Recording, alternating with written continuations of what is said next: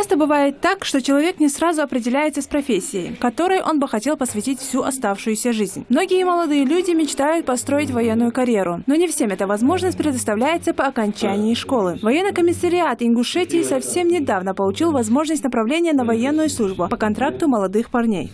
Самое сейчас актуально стоит то, что у нас в республике поступил наряд на контрактную службу штаба Южного военного округа. Поэтому мы сейчас хотим и выполнить тот наряд. И, естественно, зная, какая стоит проблема перед жителями республики, в плане трудно трудоустроиться. Поэтому я, как военный комиссар, хотел бы пожелать и показать все те моменты, где парень может себя применить в этой дальнейшей своей жизни.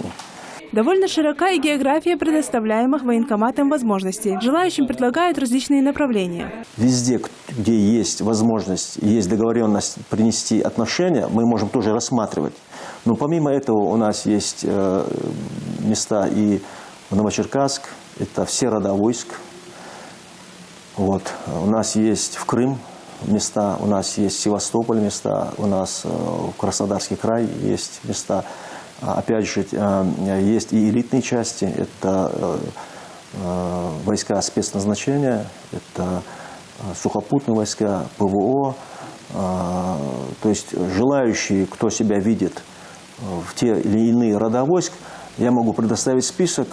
И вот уже выбор есть. Получить направление на военную службу можно с дипломом о любом среднем и высшем профессиональном образовании, а также со средним образованием, но при наличии военного билета.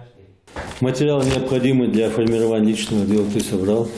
Так, медицинскую комиссию, в принципе, прошел, осталось там.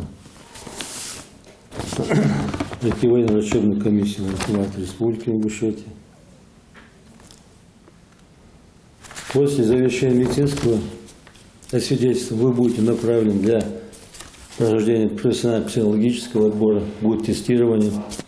По результатам тестирования мы будем уже делать заключение в отношении вас к вашей пригодности на указанную должность.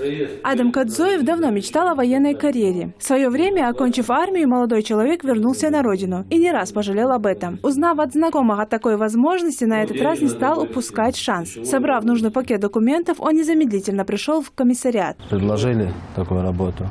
Тем более сказали то, что я уже армию закончил, служил в военно-космических силах Российской Федерации. Вот, окончил в 2018 году службу свою. Вот. Ну, понравилось, так скажем.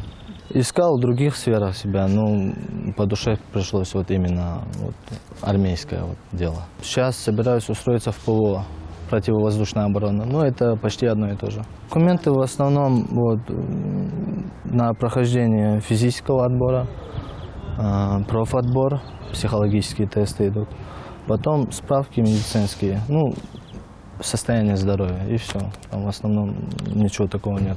Это хорошее подспорье для безработных молодых парней нашей республики, считает Адам. В первую очередь, мне почему понравилось, это, во-первых, стабильность, во-вторых, достаток. Как вы уже знаете, там зарплаты тоже хорошие. И проживание, и питание. Надеюсь, что хамтик должен. Дал эхту бог кенегасан. Дальше эхту бог лбусуно очень. Безем бол жуар. Эхту шум бага хетр. Бог бе мотиге халтвалы по ступенькам улицу, по карьерному росту халтвалы мотиге лжи. Для многих ребят это хороший шанс реализовать себя в жизни. Здесь не нужно никаких финансовых средств. Достаточно обратиться в военный комиссариат по месту жительства. И если комиссия посчитает вас пригодным к службе, никаких барьеров больше не останется. Зухра Дугиева, Магомед Шаухалов, Хамзат Халухоев. Новости 24.